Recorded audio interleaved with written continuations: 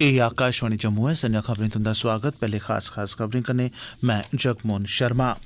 उपराष्ट्रपति एम वैंकेया नायडू होरें राष्ट्रीय सतह पर सतत विकास गी यकीनी बनाने लेई ग्राएं दे विकास आली बक्खी चेचा ध्यान देने दी जरूरता पर जोर दित्ता ऐ। प्रधानमंत्री हुंदे दफ्तरै च राज्यमंत्री डॉ जितेंद्र सिंह हुंदी अगुवाई च केंद्र दी इक टीम नै अज्ज प्रधानमंत्री हुंदी औंदी रैली आली थाह्रै दा दौरा कीता। सूचना ते प्रसारण मंत्रालय च सचिव हुंदा आखना ऐ जे इस ब'रे दी अमरनाथें दी यात्रा ऐतिहासिक होने जा'रदी ऐ ते एह्दे च 6 कोला 8 लक्ख श्रद्धालुएं दे शरीक होने दी मेद ऐ ते जम्मू कश्मीर च ग्रामीण इलाकें गी हरा भरा बनाने लेई 2022-23 दौरान रुक्ख बूह्टे लाने ते पर्यावरण संरक्षण लेई 200 करोड़ रपेऽ दी रकम लाट कीती गेई ऐ। खबरें दी तफसील कन्नै श्रुति खजूरिया। उपराष्ट्रपति एम वैंकेया नायडू होरें देसै च विकास आस्तै पंचायती राज संस्थानें गी सशक्त बनाने दी जरूरता पर जोर दित्ता। इस मौके पर पंचायती राज मंत्रालय आसेआ नमीं दिल्ली च आयोजित टिकाऊ विकास दे लक्ष्य बारै सरबंधित धड़ें दे सम्मेलन गी संबोधित करदे होई नायडू होरें आखेआ जे राष्ट्रीय सतह पर टिकाऊ विकास यकीनी करने आस्तै ग्राएं दा विकास लाज़मी ऐ। उनें आखेआ जे एह्दे लेई संपर्क, बुनियादी ढांचा ते सिंचाई बड़ी महत्वपूर्ण ऐ। उनें डिजिटल मिशन गी पूरा करने आस्तै सब्भनें ग्राम पंचायतें गी सांझे मंच पर आह्नने दी जरूरता पर बी बल दित्ता। इस मौके पर बोलदे होई पंचायती राज मंत्री गिरिराज सिंह होरें पारदर्शिता ते जवाबदेही यकीनी करने आस्तै पंचायतें दे मास्टर प्लान पर बी जोर भरेआ। पंचायती राज मंत्रालय आजादी का अमृत महोत्सव तैह्त अज्जै थमां खास हफ्ता जन उत्सव दे तौर पर मना करदा ऐ। भारत सरकार दे वरिष्ठ अधिकारिएं दा दल नै प्रधानमंत्री हुंदे दफ्तरै च राज्यमंत्री डॉ जितेंद्र सिंह हुंदी अगुवाई च इस म्हीने दी 24 तरीक गी प्रधानमंत्री नरेंद्र मोदी हुंदी रैली लेई तैह् थाह्र दा दौरा कीता।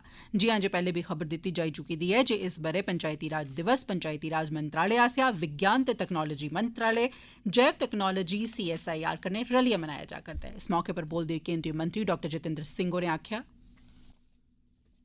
24 अप्रैल को प्रधानमंत्री यहाँ पधारने वाले हैं। अखिल भारतीय स्तर का कार्यक्रम है पंचायती राज दिवस। हमारा ये सौभाग्य है कि इस स्थान का चयन किया गया है। यहाँ से प्रधानमंत्री देश भर की पंचायतों को संबोधित करेंगे और ये कार्यक्रम हम इसको एक नवीन ढंग से प्रस्तुत करने का प्रयास कर रहे हैं। भारत सरकार के लगभग 8-10 विभाग इसके आयोजन में जुड़े हैं। प्रयास ये रहेगा कि कृषि के क्षेत्र में और ग्रामीण विकास के क्षेत्र में जो नए नवाचार है, जो नई इनोवेशन है, जो नई टेक्नोलॉजी है जिसका उपयोग किया जा सकता है लेकिन शायद पर्याप्त तौर पर इसलिए नहीं हो रहा कि उसकी जागरूकता की कमी है, उसको यहाँ प्रदर्शित किया जा सके। विशेषकर इस क्षेत्र के संदर्भ में उदाहरण के तौर पर पर्पल रेवोल्यूशन, लिवेंडर खेती जिससे किसान की आमदनी दुगनी तिगनी हो सकती है, उसका जन्म जम्मू कश्मीर में हुआ था। इसी प्रकार ड्रोन के माध्यम से कृषि जगत में एक नई क्रांति आई है। एक ही समय में किसान पानी की सिंचाई के लिए पानी छिड़क सकता है, कीटाणु नाशक दवाइयाँ, पेस्टिसाइड छिड़क सकता है, खाद इत्यादि न्यूट्रिएंट्स छिड़क सकता है। समय कम लगता है, पैसा कम लगता है, आमदन ज्यादा हो जाता है। तो ये एग्रीकल्चरल टेक्नोक्रेट्स, एग्रीकल्चर स्टार्टअप्स को कैसे प्रोत्साहित किया जाए इन नई इनोवेशन।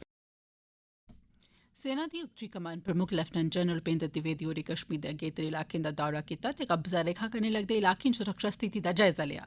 इस मौके पर चिनार कोर दे GOC lieutenant general DP Pandey होर बी उंदे कन्नै मौजूद हे। उच्ची कमान प्रमुख होरें अधिकारिएं गी आखेआ जो संघर्ष विराम दी पूरी चाल्ली पालमा करियै रक्खन पर अपने सुरक्षा तंत्र गी सौगा रक्खन तां जे दुश्मन दे कुसै बी भैड़े मंसूबे गी नाकामयाब बनाया जाई सकै। CRPF जम्मू सैक्टर दे महानिरीक्षक होरें अज्ज भारत दर्शन टूर गी झंडी दस्सियै रवाना कीता जेह्दे सांबा जिले थमां 15 बच्चें गी भारत दे बक्ख-बक्ख हिस्सें दी सैर पर भेजेआ गेआ।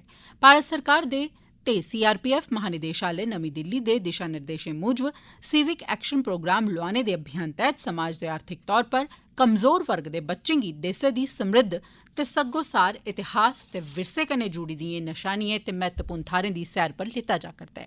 हर ब'रे आला लेखा भारत सरकारै इस ब'रे बी इस अभियान गी जोश खरोश कन्नै चलाने लेई आखे दा ऐ तां जे ओह् लोक बी विरासत भारत दे बक्ख-बक्ख हिस्से दा दौरा करियै अपने भारतीय होने पर मान करी सकन। उधमपुर दे जिला अस्पताल लेई दूई बारी लगातार कायाकल्प सम्मान घोषित कीता गेआ। जिले दे समुदायिक सेहत केन्द्र ते बुनियादी सेहत केन्द्र लेई बी सम्मान घोषित कीता गेआ ते केइएं दी सराहना हासिल होई ऐ। उधमपुर जिला गै छड़ा इक ऐसा जिला ऐ जिसी सब्भनें थमां मते अवार्ड हासिल होआ'रदे न। उसी 50 लक्ख रपेऽ दी राशि बी हासिल होई ऐ। साढ़े जिला संवाददाता कन्नै गल्ल करदे होई उधमपुर दे जिला अस्पताल दे मैडिकल सुपरिटेंडेंट डॉ विजय रैना होरें आखेआ से मैं अपनी टीम को देता हूँ। ये सारी टीम वर्क है, एक इंसान की नहीं है। मेन जो फोकस है that is a patient care sir. Main है कि पेशेंट को एक क्वालिटी केयर मिले। हम चाहते हैं कि जितने भी हमारे पास पेशेंट्स हैं जो आए को एक बेस्ट से बेस्ट सुविधा मिले ताकि हमें भी satisfaction, because we are the service providers, हमें भी सेटिस्फेक्शन हो और पेशेंट को भी सेटिस्फेक्शन। एह् खबरां तुस आकाशवाणी जम्मू परा सुना'रदे ओ ते हून बाकी दियां खबरें कन्नै जगमोहन शर्मा। इस ब'रे दी श्री अमरनाथ जी दी यात्रा ऐतिहासिक रौह्ने दी मेद ऐ कि जे इस ब'रे 6 थमां 8 लक्ख श्रद्धालु बर्फू कन्नै बने दे कुदरती शिवलिंगम दे दर्शन लेई औने दी मेद दस्सी गेई ऐ। एह् गल्ल सूचना ते प्रसारण सचिव होरें आखी। श्रीनगर च पत्रकारें कन्नै गल्ल करदे होई सूचना ते प्रसारण सचिव अपूर्व चंद होरें आखेआ जे डिवीजनल कमिशनरें ते डिप्टी कमिशनरें कन्नै मलाटी कीती गेई ऐ ते जानकारी थ्होई ऐ जे यात्रा लेई लोड़चदे सब्बै इंतजाम करी लैते गेदे न। उनें गलाया जे सुरक्षा सरबंधी व्यवस्था बारै मुक्ख ध्यान दित्ता जा'रदा ऐ। होटल, हाउस बोट्स ते लॉजेस गी पैह्ले थमां गै बुक कीता जा करदा ऐ। उनें गलाया जे उपराज्यपाल मनोज सिन्हा होरें हाल च गै आखेआ हा जे किश म्हीनें दौरान 80 लक्ख सैलानियें जम्मू कश्मीर दा दौरा लाया ऐ, जेह्ड़ी जे इक रिकार्ड गिनतरी ऐ। सूचना ते प्रसारण मंत्रालय ने जम्मू कश्मीर प्रशासन गी अमरनाथ यात्रा ते कश्मीर दी खूबसूरत थाह्रें गी इक लौह्की जनेही डॉक्यूमेंट्री च बनाने लेई आखेआ ऐ, जिसी मुल्ख भरै दे बाह्र बी दस्सेआ जाग। श्री अमरनाथ जी यात्रा लेई पंजीकरण अज्जै थमां शुरू होई गेआ ऐ। यात्रा 3 जून थमां शुरू होग ते 11 अगस्त गी मुकम्मल होई जाग।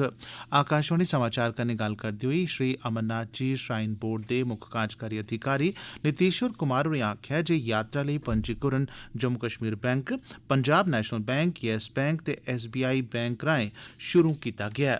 अमरनाथ श्राइन बोर्ड इस ब'रे 3 लक्ख थमां बद्ध श्रद्धालुएं दी औने दी मेद करा करदा ऐ। यात्रा बालटाल ते पहलगाम आह्ले दौनें रस्तेयां शुरू होग। श्राइन बोर्ड दे CEO हुंदा गलाना ऐ जे इक दिन च छड़ा 10,000 श्रद्धालुएं गी गै दर्शनें लेई जाने दी इजाजत दित्ती जाग। एह्दे च हेलीकाप्टर राएं जाने आह्ले श्रद्धालुएं दे नांऽ शामल नेईं होङन। जम्मू कश्मीर च जंगलात ते पर्यावरण क्षेत्र लेई 2022-23 आह्ले माली ब'रे लेई 200 करोड़ 76 लक्ख रपेऽ दी रकम केपैक्स खर्चे गित्ते लाट कीती गेई ऐ। एह् रकम पिछले ब'रे दित्ती गेदी रकमै कोला 9 करोड़ 1 लक्ख रपेऽ मती ऐ, जेह्ड़ी पिछले ब'रे दे बजट च इस क्षेत्र लेई बक्खरे तौरा पर दित्ती गेई ही। ग्रामीण इलाकें च रुक्ख बूह्टे लाने, उंदे संरक्षण ते उत्थूं दे माहौल गी हरा भरा बनाई रखने लेई हर गांव हरियाली प्रोग्राम कन्नै मिलियै ग्रीन J&K यानी हरा भरा जम्मू कश्मीर दी कल्पना गी मूरत रूप देने लेई इयां कीता जा करदा ऐ। 2022-23 ब'रे दौरान 1 करोड़ 35 लक्ख कोला मते बूह्टे पौधे लाने दा लक्ष्य तय कीता गेदा ऐ, जेह्दे चा 26 लक्ख बूह्टे पौधे लाने सरबंधी ग्राम पंचायत कमेटियें दे सहयोग कन्नै लाए जाई चुके दे न। इस मुहिम च मते बड्डे पैमाने पर लोकें दी शमूलियत गी यकीनी बनाने लेई स्कूलें दी सतह पर पंचायत कमेटियें ते MG नरेगा दे कम्में च भी इसी शामल कीता जा करदा ऐ। मैह्कमा मौसम ने औंदे किश दिनें दौरान मौसम खराब होई सकने दी पेशगोई कीती ऐ। पच्छमी हवाएं च बने दे दबाव दे चलदे जम्मू कश्मीर च 12 कोला लेइयै 14 अप्रैल दपैह्री तोड़ी अंधी झक्खड़, दरम्याने दर्जे दी बरखा ते केईं थाह्रें गर्जी चमकियै बरखा बी बरने दी तवक्को ऐ। एह्दे अलावा 14 अप्रैल गी भी किश टामी थाह्रें पर बरखा बरने दी मेद ऐ। खराब मौसम दा ज्यादातर असर कश्मीर प्रांता दे इलाकें च होग, जिसलै कि जम्मू प्रांता दे किश हिस्सें च बी एह्दा असर दिक्खेआ जाई सकदा ऐ। 12 अप्रैल गी दौनें प्रांतें च अंधी झक्खड़ झुलने दे आसार न। करसानें ते बागवानें गी सलाह् दित्ती जंदी ऐ जे इस दौरान ओह् फसलें पर दवाइयें दा छिड़काऽ नेईं करन ते बगीचें च पानी लाने दे कम्मै गी बी किश दिनें लेई अगड़ा पाई देन। UGC दा अगला राष्ट्री योग्यता मतेयान यानी नेट दा पेपर इस ब'रे जून म्हीने दे पैह्ले जां दूए हफ्ते च करोआया जाग। UGC चेयरमैन ममिताला जगदेश कुमार होरें अज्ज एह् जानकारी दित्ती। उआं मतेयान दी तरीक अजें तैऽ नेईं कीती गेई ऐ।